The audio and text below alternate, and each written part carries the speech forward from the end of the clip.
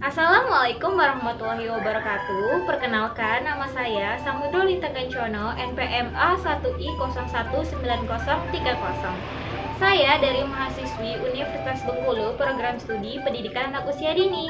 Pada kesempatan kali ini, saya akan menjelaskan bagian-bagian otak beserta dengan fungsinya.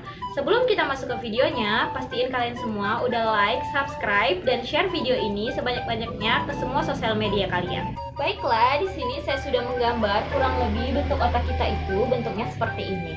Yang pertama kita mulai ada otak besar atau juga yang disebut juga dengan cerebrum. Fungsi dari cerebrum itu sendiri yaitu penalaran, pemecahan masalah, pengorganisasian, penglihatan, pendengaran, dan juga menyimpan memori.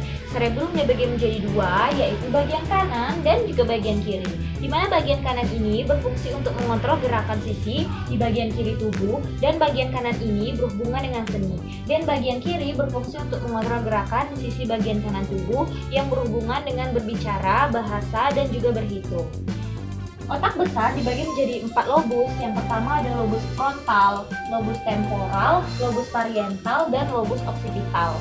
Yang pertama ada lobus frontal. Lobus frontal ini terletak di bagian depan atau di dahi. Fungsi dari lobus frontal ini yaitu pemikiran, pemecahan masalah, pengorganisasian, dan juga menyimpan memori.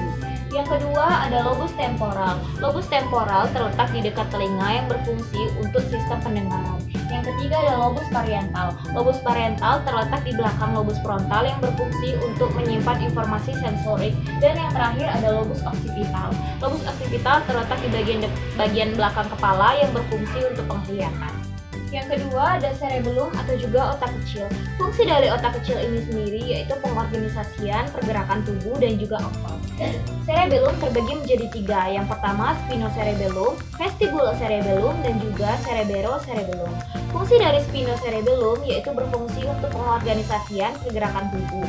Dan yang kedua ada vestibulocerebellum yang berfungsi untuk pengorganisasian pergerakan mata. Dan yang terakhir ada cerebrocerebellum yang berfungsi untuk perencanaan dan menyimpan memori. Yang ketiga ada brainstem atau yang disebut juga dengan batang otak. Batang otak terletak di bagian depan otak kecil dan menyambung ke susunan saraf yang berada di tulang belakang kita. Brainstem terbagi menjadi 3. Yang pertama otak tengah, pons, dan medula oblongata, di mana fungsi dari otak tengah ini yaitu memproses informasi visual yang kita terima. Yang kedua ada pons. Fungsi dari pons ini sendiri yaitu mengatur pergerakan mata dan juga otot wajah. Dan yang terakhir adalah medula oblongata yang berfungsi untuk mengatur fungsi jantung dan paru-paru yang kita miliki.